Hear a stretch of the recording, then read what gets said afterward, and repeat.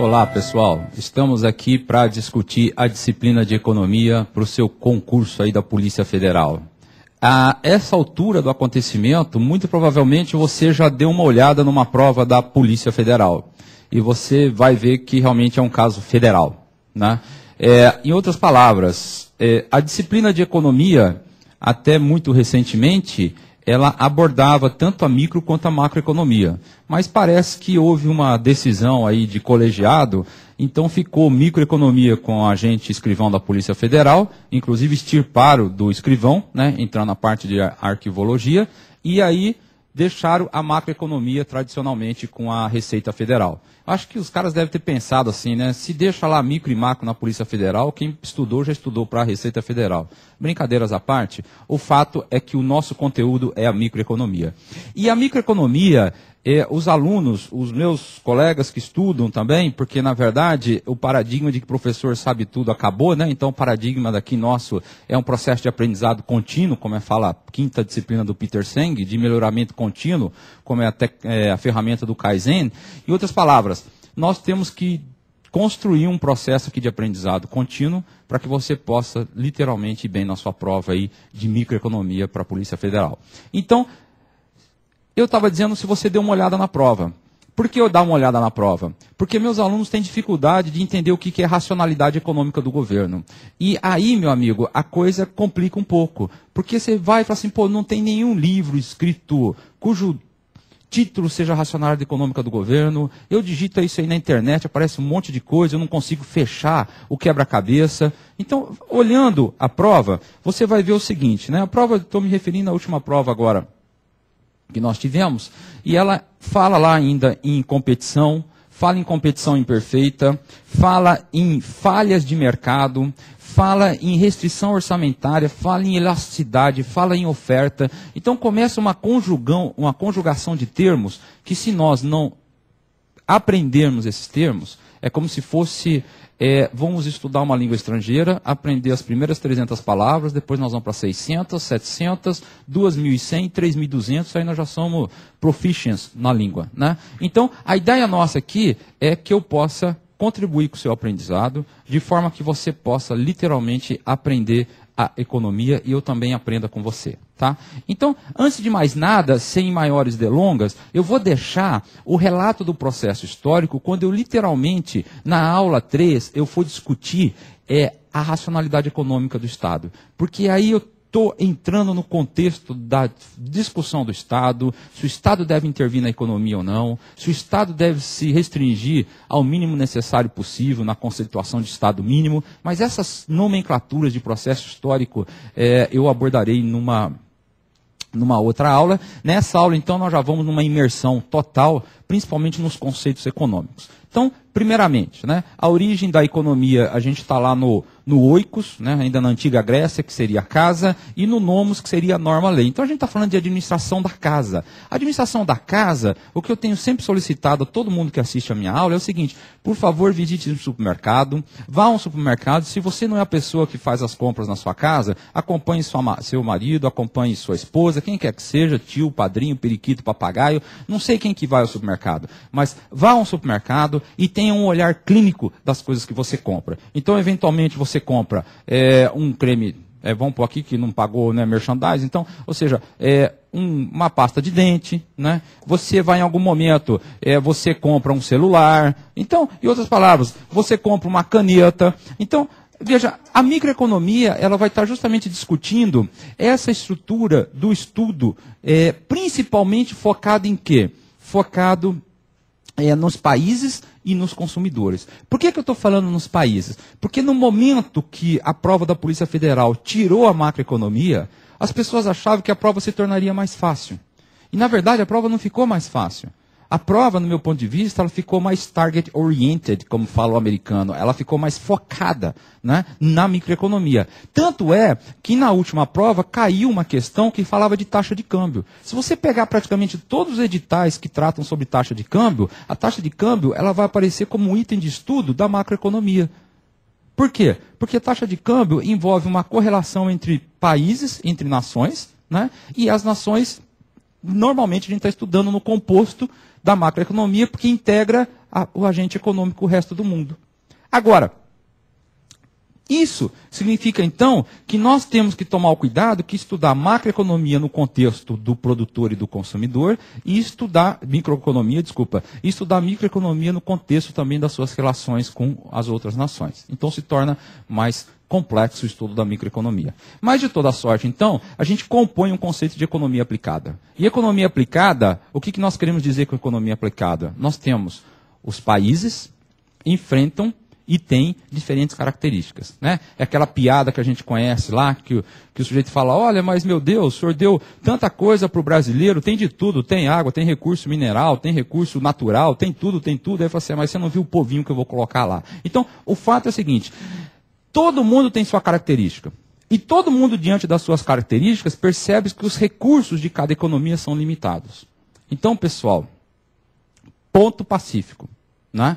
Os recursos são limitados. Seja para você que me assiste aí, do ponto de vista financeiro, por exemplo, é uma limitação.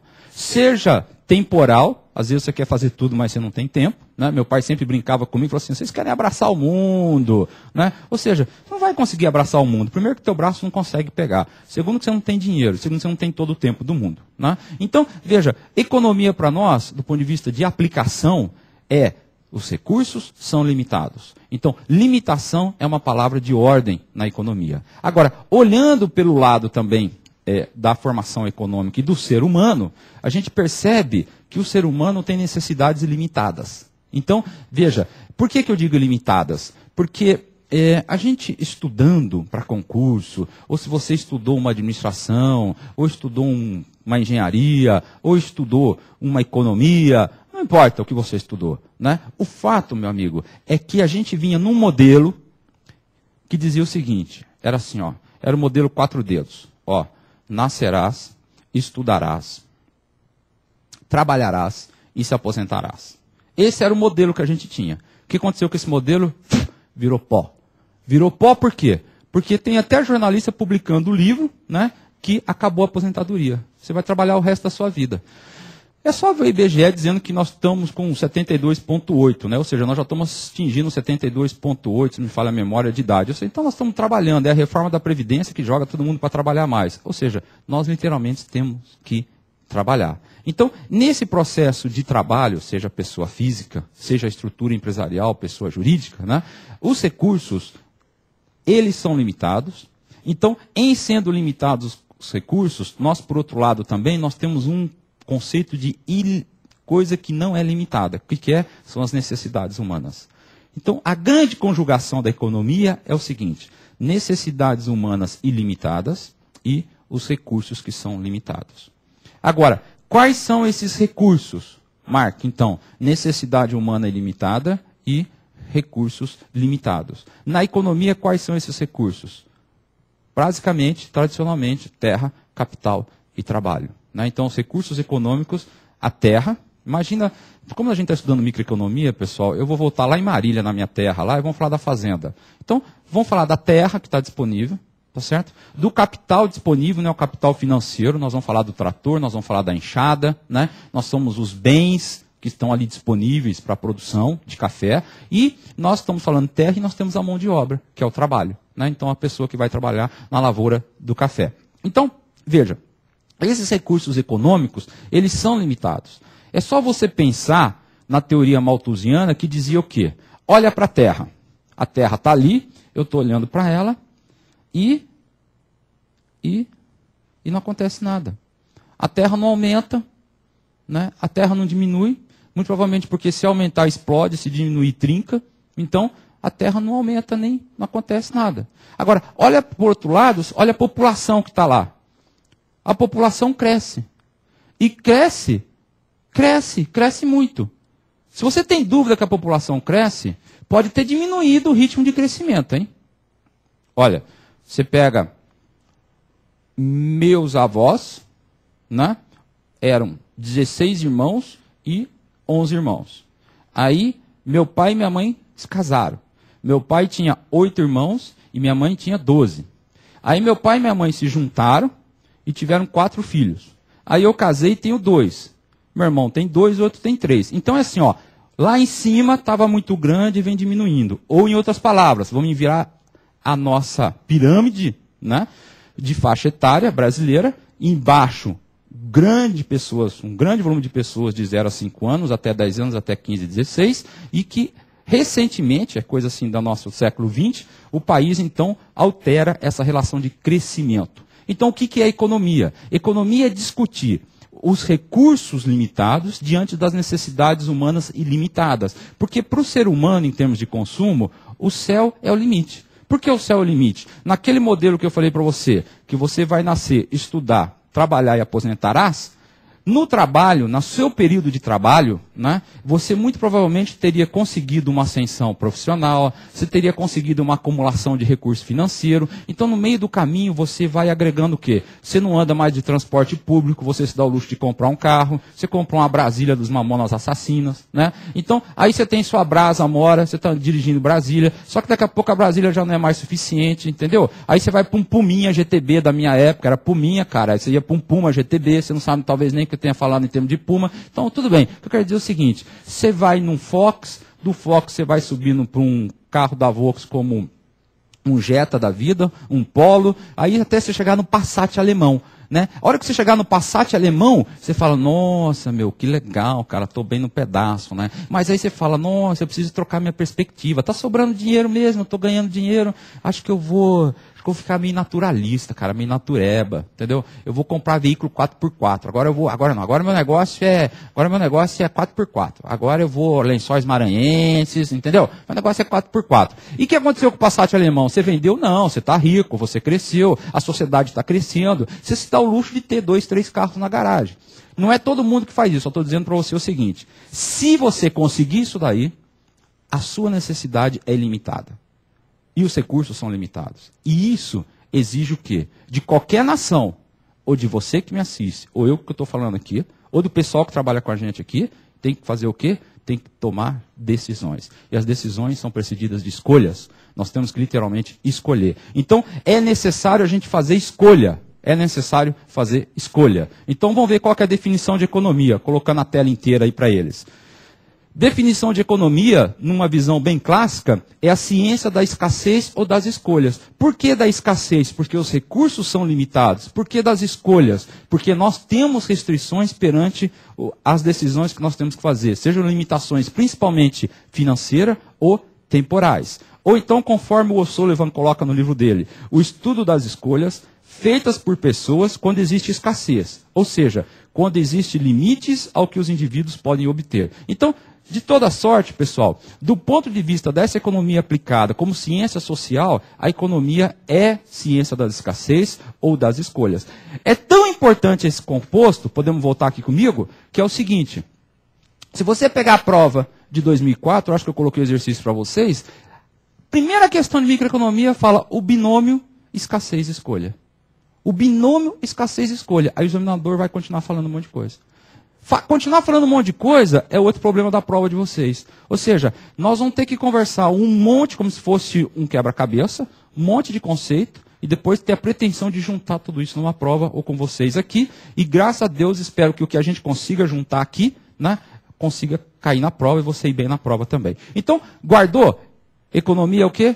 Ciência das escassez e das escolhas. Bom, aí tem que tomar decisão.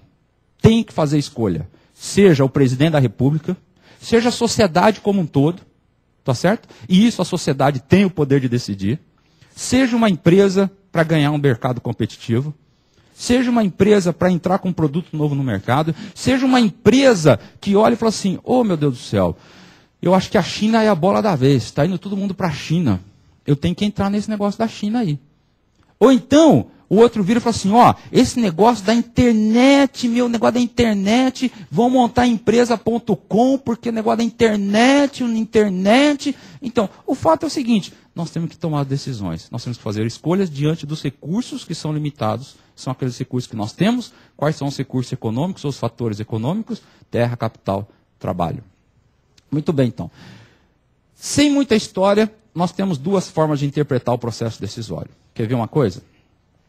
Você que me assiste aí fala o seguinte, é um copo d'água, tá certo? Quanto custa o copo d'água?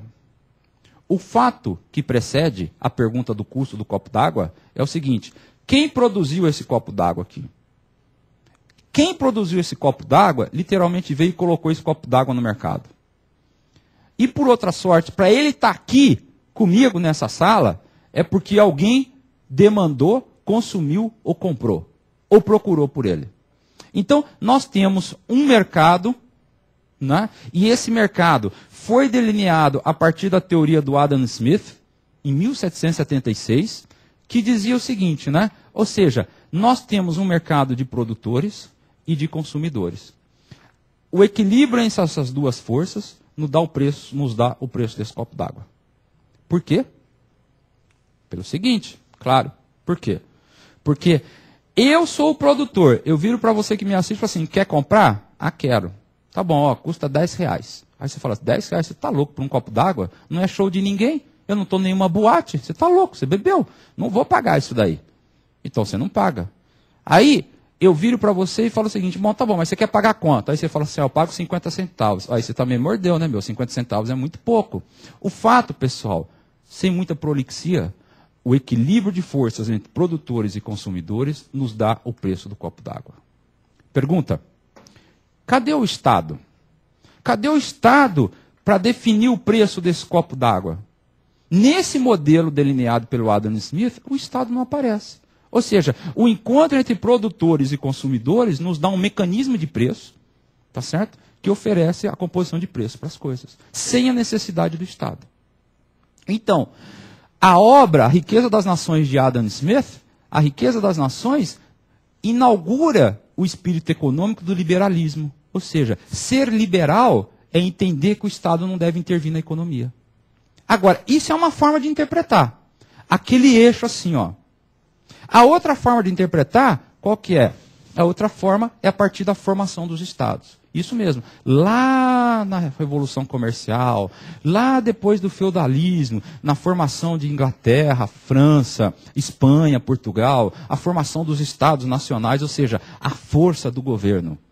Isso é uma outra forma. Tanto é que nós vamos separar e ter, num determinado momento histórico, economias totalmente centralizadas, cujas decisões eram proferidas pelo Estado, e também nós vamos ter economias onde se pregaça a não intervenção do Estado, deixando correr solto, liberal, digamos assim. Então, o liberalismo econômico. Tá certo? Bem, o fato, então, que nós temos dois paradigmas. E paradigma é uma coisa que a gente carrega com a gente. Né? Eu sempre comento assim, se você tem dor de cabeça, que remédio você toma? Ah, não vale você responder que não toma remédio nenhum, que aí não dá para fazer brincadeira nenhuma. Você tem que falar um remédio. Então você vai ter algumas pessoas que vão falar o seguinte, quando eu tenho dor de cabeça, eu tomo Doril. Tomou Doril, a dor sumiu. Aí o outro vem e fala assim, olha, eu quando tenho dor de cabeça, eu tomo um ácido acetil salicílico da vida, aí, uma aspirina da vida. Ou eu tomo Tilenol, ou tomo Novalgina. Bom, aí levanta um lá a mão e fala assim, olha, é o seguinte, ó, eu não tomo nada disso aí não, isso aí é tudo produto químico formulado em laboratório. Eu sou mais, homeopatia, eu tomo Beladona. Ou seja, dois paradigmas para o mesmo remédio. Cuidado então, pessoal, que isso às vezes nós temos um problema sério, que a despeito da gente ler muito jornal e achar que a determinada solução para um problema tem um único remédio só, não é verdade. Na economia, se você estudou advocacia, existe uma brincadeira com os doutos, os doutores, que quando você vai contratar um advogado, o advogado vira para você e fala assim, doutor, o senhor quer ir contra ou a favor? Né? Ou seja, dependendo da linha que o senhor vai, eu vou escrever o meu parecer. Não estou denegrindo a profissão do advogado de forma alguma. É uma coisa jacosa que a gente conta por aí. Então, de qualquer forma, aqui é a mesma coisa. Qual o remédio que nós vamos aplicar? Tá certo? E a todo momento a gente é questionado. Se você pegar, por exemplo, editoriais de jornais aí, estão questionando um pouco a política econômica do governo atual. No passado se questionou a política econômica do outro governo. Então sempre tem alguém que tem uma linha. Então nesse composto de paradigma, eu preciso colocar na tua cabeça como conceito o seguinte. É como se a gente tivesse dois extremos. Um extremo é a livre concorrência. O outro extremo é a formação do Estado. Ok? Então, guarde isso. A livre concorrência, os princípios de Adam Smith, o que ele cunhou o termo de bom e invisível, né? Existiria uma mão invisível que levaria ao melhor dos mundos, e o outro lado é a formação do Estado, é literalmente o Estado intervindo na economia, sendo responsável pelos processos e os produtos da economia. Então, de qualquer forma, independentemente de quem seja, se é uma livre concorrência, se é um Estado, nós temos um problema econômico fundamental. Qual é o problema econômico fundamental? Aí que coisa pega, né? Porque o problema econômico fundamental que acontece, então, aqui nós estamos falando da economia, aqui comigo agora, da economia, num extremo, nós temos uma economia, vamos fazer, de livre concorrência, e nós temos uma economia, né, com a figura do Estado. Muito bem. Na verdade, hoje em dia, a gente nem é tão livre a ponto do Estado não intervir, e nem é tão centralizado, a despeito de Cuba ainda ser um modelo desse ainda, né? Mas de toda sorte, o mundo hoje, ele vê um processo de um misto. Nós temos uma economia mista. Não é uma junção dos dois. Independentemente disso, economia é o quê? Economia, escolha e escassez. Então nós temos um problema econômico fundamental. Quando você olha para uma nação, quando você olha para a sua casa, que você tem que decidir e responder 3 perguntas. O que produzir? O que nós vamos produzir? Como nós vamos produzir isso daí? E para quem? Então, o problema econômico fundamental é decidir o que produzir, como produzir e para quem produzir. Essa resposta a sociedade vai dizer. Né? Cuidado, que essa resposta não é o Estado que define, principalmente no processo de economia mista. Não é o mercado que define, é um mecanismo complexo para responder o que produzir, como produzir e para quem produzir. Ok? Problema econômico fundamental. Muito bem, voltando comigo então. Nessa discussão toda, se nós olharmos o ambiente do livre mercado, da livre concorrência, né? Se nós fizermos a pergunta, né, o que nós vamos produzir, com certeza quem define é o mercado. Então é uma solução de mercado. Então nenhum indivíduo ou organização ou governo é responsável pela decisão. É literalmente o mercado. E quem é o mercado, pessoal? Quem é o mercado? Quem é essa figura do mercado que às vezes a gente escuta, ó, vem aqui comigo, ó, a gente escuta assim, o fulano de tal, na rádio aqui em São Paulo, o fulano de tal, como que estava o mercado hoje? Aí o entrevistador falou assim, o mercado estava nervoso hoje, né? Quando fala que o mercado estava nervoso, você se prepara, a bolsa caiu, o dólar subiu, alguma coisa aconteceu de ruim, porque o mercado estava nervoso. Aí se você tem investimento em bolsa, você fica arrepiado. Se você estava com dólar, você está feliz. Mas aquele cara que ficou arrepiado, que não gostou muito, ele já fica assim, cruzado o braço, assim, onde mora esse desgraçado desse mercado? É que eu vou dar um cacete nesse cara. Cadê esse mercado, pessoal? Quem é esse mercado? Então esse mercado, ele é composto o quê? Pelas organizações, pelo governo, pelos produtores, os consumidores, ou seja, é composto por todos nós. E nós, então, num ambiente onde prevalece, né, a livre concorrência, a solução de o que produzir é uma solução de mercado. Então, agora, se há uma solução de mercado, é uma economia de mercado.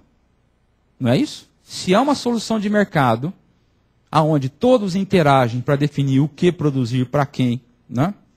E como produzir, então é uma economia de mercado. Agora, o que é essa economia de mercado? A economia de mercado ficando restrita, aqui que é importante esse detalhe, que às vezes você cai na prova por causa disso. A economia de mercado, quando o examinador estiver se referindo a uma livre concorrência, com os preceitos do Adam Smith, do liberalismo econômico, a economia de mercado é um mecanismo natural dado pela mão invisível. Ou seja, quem coordena a produção, o consumo, a distribuição. Então é o equilíbrio entre produtores e consumidores que coordena o quê? Coordena exatamente a produção, o consumo, a distribuição, a precificação entre consumidores e produtores, ou seja, a formação do preço. Né? E como funciona? Pelo equilíbrio de mercado. Aí, cuidado, a prova da ISAF gosta muito de discutir isso daqui, trajetória de equilíbrio. Então, quando fala em trajetória, a gente está falando de física. Você já se viu diante de uma situação de equilíbrio? Situação de equilíbrio, o que acontece com você? Tanto você pode estar andando em equilíbrio, com as forças que estão atuando sobre você, quanto você pode estar literalmente parado em equilíbrio. Tá certo? Então, a função ou a questão do equilíbrio é que naquele momento as forças que se interagem literalmente se anulam. Então não há forças incidindo sobre você. Então o conceito de equilíbrio, né? Outras palavras, se nós chegamos à conclusão que a força do produtor com a força do consumidor, que esse copo d'água aqui, ó, deve custar R$ 1,50 no mercado, enquanto não acontecer nada, nada está em equilíbrio. Então, em microeconomia, vai ser muito comum eu falar assim para vocês, ó, tirei uma foto do mercado. Eu tirei uma foto do equilíbrio. Quando eu tirei a foto do mercado, o preço do copo d'água era R$ 1,50. Ok? Aí, o que aconteceu? Aconteceu um tsunami. Tsunami no sentido lato da palavra mesmo. O que acontece com as pessoas quando são literalmente atropeladas por um tsunami? A água passa a ter valor de ouro. A água fica escassa. Nessa hora, então, aqueles R$ 10 que eu queria cobrar pelo copo de água, talvez nem R$ 10 eu consiga vender, mas eu consigo vender por muito mais. Então, mexeu no preço de equilíbrio? Mexeu, mas por quê? Porque teve uma força externa que mexeu com o preço de equilíbrio. Tá certo? Na questão da oferta. Então, veja, nós sempre estaremos nos deparando com variáveis que vão influenciar esse equilíbrio entre produtores e consumidores, né? Que compõem o preço. Então, ainda, o que produzir? Lembrando o problema econômico fundamental. O que produzir, como e para quem? Quem decide o que produzir? Estou focado, estou conversando com vocês, dentro do conceito o quê? Do conceito do Adam Smith, produtores e consumidores. Quem vai decidir o que produzir? Eu só tenho duas alternativas para responder. Ou eu respondo produtor, ou eu respondo consumidor. Porque eu estou em livre concorrência de mercado, mercado aberto. Né? Então, veja, nesse sentido, em livre concorrência, quem vai decidir o que produzir, literalmente, são os consumidores. Por que são os consumidores? Faça uma reflexão comigo. Você já ouviu falar aqui no Brasil de um sujeito, de uma empresa, que vendia uns frangos purulentos, chamado Kentucky Fried Chicken? Depois trocou de nome e veio o KFC. O que aconteceu com eles aqui no Brasil? Sumiu. Você já chegou a ouvir dizer que algum dia nesse país aqui teve um negócio chamado Domino's Pizza? Pô, você ia para os Estados Unidos, você tem Domino's Pizza para tudo quanto é lado. E parece que no Brasil não emplacou. Não emplacou. Eu não quero discutir o motivo, pessoal, mas quando você pega um business plan, né, um business plan, o administrador gosta de um business plan, que fala, nós em 2 anos teremos 750 pontos de Domino's Pizzas no Brasil, ou nós teremos 550 pontos de 7-Eleven no Brasil, ou nós teremos não sei quantos de Hardee's no Brasil, ou seja, nós temos diversos, né, ações empresariais que tentaram entrar no mercado brasileiro, como também já se tentou entrar em outros mercados como americanos, e não se consegue entrar. Então, o que produzir? Estou dando esse exemplo para vocês, muito singelo, não entrando no mérito do fracasso ou do sucesso, só para dizer para vocês o seguinte, o problema econômico fundamental do que produzir, quem responde são quem? Os consumidores, quando eu estou falando em livre concorrência. Então, são as decisões nossas de consumo, que a gente toma diariamente. Somos nós que definimos o que produzir. Tá certo? Se você, em algum momento, entender que não precisa mais escovar o dente, a despeito de toda a propaganda que tem que você tem que escovar o dente, ninguém vai comprar pasta de dente. E aí o que acontece com a empresa que fabrica pasta de dente? Né? Então, essas oscilações de mercado acontecem a todo momento. Tá certo? Bom, então, o que produzir é uma pergunta respondida pelos consumidores. Agora, como produzir? Quem então vai responder como produzir. Aí sim, aí os consumidores vão sair de cena. Quem vai entrar em cena são os produtores. Porque serão os produtores, no mecanismo de concorrência entre eles, uma vez definido o que produzir, que vão definir como produzir. Por que como produzir? Porque envolve custo, pessoal. Custo. E aí quem tem o estudo do custo da produção da coisa são os produtores. Então, o como produzir está do lado dos produtores. Ok? E para quem produzir, aí já é dado em função do quê? Já é dado em função dos fatores de produção, né, ou dos preços dos fatores.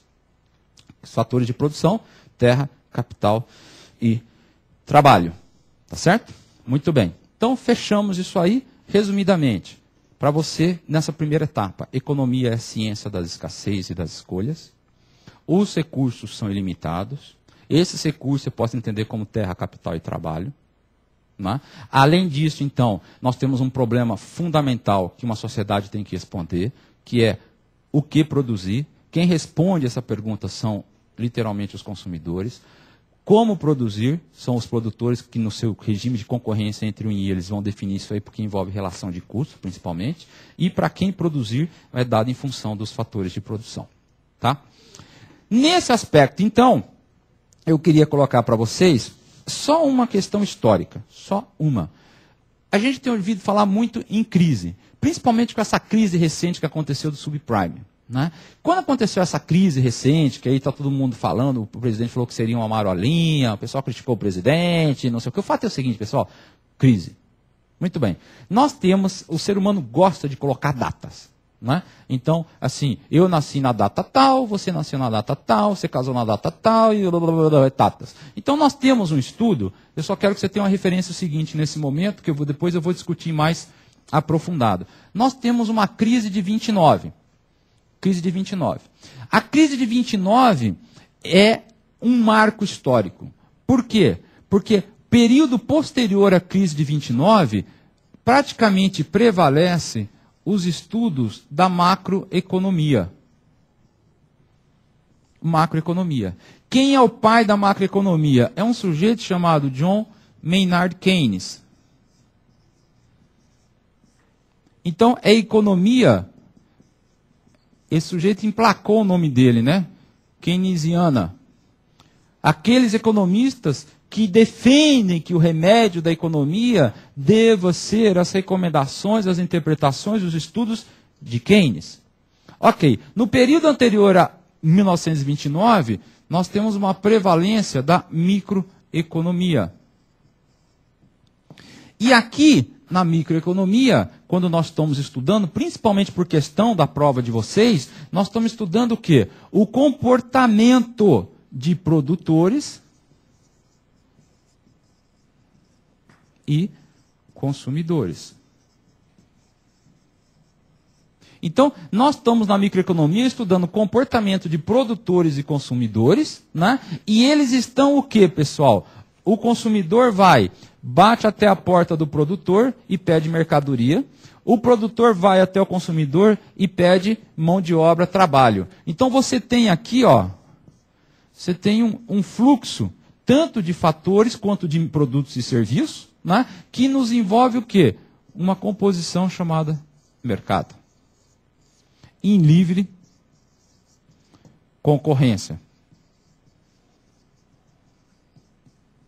Em livre concorrência. Tá certo? Então, veja, o objeto de estudo da microeconomia é literalmente a formação dos preços.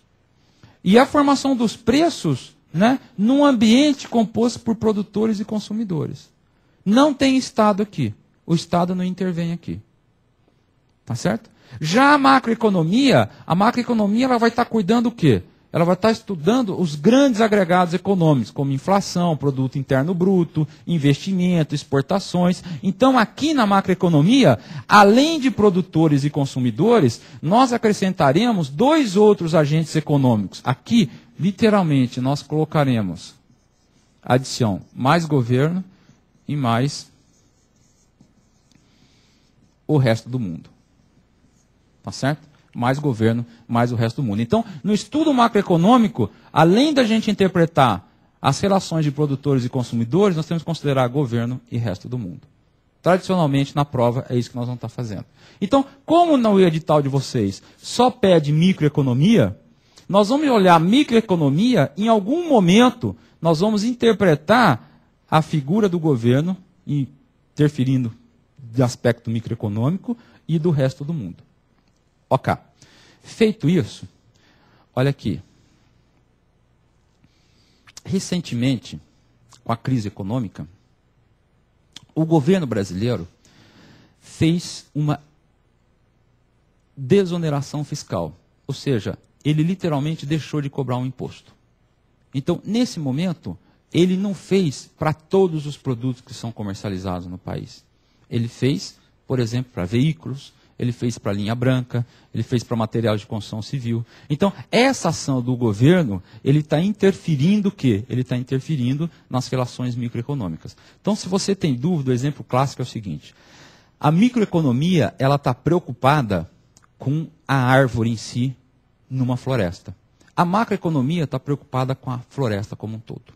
Tá certo? Então, a macroeconomia, ela está preocupada com os grandes agregados. Ela não está preocupada com um aspecto pontual, né? A macroeconomia, ela está preocupada com a solução como um todo. Exemplo, quando nós tivemos o apagão aéreo aqui em São Paulo, o apagão aéreo em São Paulo, basicamente ele acontecia no aeroporto de Congonhas, dado o afluxo de aviões de decolagens e aterrissagens.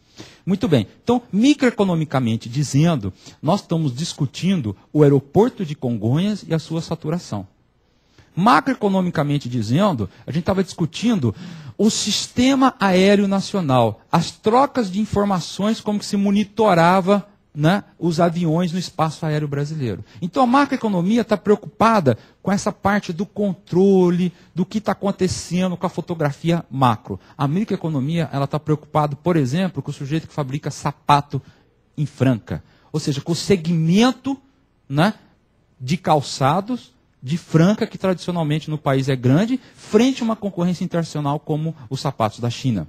Está claro isso? Muito bem, então. Feito esse aspecto, o que nós vamos, então, estudar, já dado esses conceitos de escassez, microeconomia e macroeconomia, dentro da microeconomia? Você terá 3 parâmetros para estudar comigo em microeconomia. O primeiro é a teoria do consumidor, para você poder interpretar a racionalidade econômica do governo. Porque você não vai entender que o governo é racional se você não entender o mercado de livre concorrência e por que o mercado de livre concorrência tem suas críticas e seus acertos. A teoria da oferta, pelo lado dos produtores, e as estruturas de mercado. Não dá para você entender a interferência do governo se você não entender que, para você ter energia elétrica na sua casa, né, você literalmente está diante de um monopólio, porque é uma empresa só. Não dá para você acordar hoje e falar assim, olha, se eu estou aqui e quem distribui energia para minha casa é a CEMIG, ou é a CESP, ou é a Eletropaulo, ou é a CPFL, não importa quem quer que seja aí, né, e você fala assim, hoje eu não quero mais vocês, eu quero trocar, só se você colocar uma alternativa como, por exemplo, um solzinho em cima da sua casa aí. Ou energia eólica, não sei. Mas em termos de vista de distribuição de energia elétrica, a gente literalmente tem um monopólio que é a base das estruturas de mercado, principalmente derivados dos estudos americanos, dos monopólios naturais. Então, nesse sentido, as estruturas de mercado. Então, na microeconomia, na aula de hoje, a gente começa então com a teoria da demanda, entramos na teoria da oferta e, posteriormente, nós vamos fazer um estudo da estrutura de mercado. Então, microeconomia, nós estaremos estudando isso daí para poder, então, abrir o leque para entrar em racionalidade, entrar em imposto, entrar em eficiência econômica, entrar em regulação de mercados. Tá bom, pessoal? Ok. Vamos lá, então. O que a gente precisa fazer agora? O que a gente precisa fazer agora? Nós temos que pensar como economista. Pensar como economista, pô. O que é pensar como economista? Bom, pensar como economista nós já vimos que é administrar a casa. Então, administrar a casa é você ir ao supermercado? É você ir ao supermercado. Aí você faz uma listinha, né? Aí você vai lá no supermercado e você tem que literalmente, naquela listinha do supermercado, pensando como economista, é o tópico que nós estamos discutindo agora, porque você literalmente tem que saber interpretar da cabeça do economista. Então, nós temos que responder da cabeça do economista para poder acertar a resposta do examinador, né? Então, nesse sentido, você vai lá e fala assim, olha, economia, administração da casa, microeconomia, estudo das relações entre produtores e consumidores, eu vou ao supermercado, eu vou fazer compras e eu tenho que comprar um sabão em pó. Está lá na minha lista, sabão em pó. Né? Aí eu vou lá, aí eu encontro assim, ó, tal, 2, tal, 3. Ou seja, você está diante de diversas marcas. Né? Você está diante do Old Mother Owl, né? Esse sabão em pó aqui, ó, que muita gente gosta, que é o branco mais branco, ou seja, é o Omo. É um dos primeiros que você encontra lá. Né? A velha mamãe coruja é aquele que lava a sua roupa tal como a sua mamãe, né? Old Mother Owl. Aí você vai ter lá um outro, você tem o Ariel, parece filme da Disney, né? Você tem o Ariel, que um concorre com o outro. Aí você vai em um outro lá recentemente, né? Que lançaram, que tem tudo mais ou menos a mesma cor, um tal de tanto, e assim vai. Senão daqui a pouco eu vou ter que cobrar cachê de tanta propaganda que a gente faz. Então, pessoal, fala para mim qual que você escolhe. Porque você literalmente tem que escolher um, né? Ou você vai escolher uma outra marca qualquer. O fato, então, que da cabeça de economista, você tem que escolher. E aí, você tem um problema do quê? Você tem um problema que você não pode ficar muito tempo lá, né? Porque o relógio não para. O relógio não para. Você tem uma lista grande e quando você está olhando aqui, ó, o que vai levar você a decidir pelo produto que nós estamos falando, eu não sei. Mas o fato é que você tem uma restrição de grana e você tem uma restrição de tempo. Porque, literalmente, o relógio não para. Então, esses dois, dinheiro, né, orçamento, digamos assim, falando mais bonito, né, orçamento e temporal, é um problema para você. Então, nesse sentido, vamos entrar num tópico que a gente chama de restrições ou limitações. Restrições, já que nos processos ou nas decisões que nós temos que tomar, nós temos restrições ou limitações, vamos discutir um modelo aqui, vamos construir o que se chama de conjunto. Um conjunto de oportunidades. O que é um conjunto de oportunidades? É você ir ao baile todo cheiroso, gostoso, e olhar lá, tem um monte de mulher para você convidar para dançar. Você tem um conjunto de oportunidades. Né? Mas aí não está envolvendo relação econômica. Nós estamos discutindo do ponto de vista da restrição temporal ou da restrição financeira. Então, no fato é o seguinte, para você construir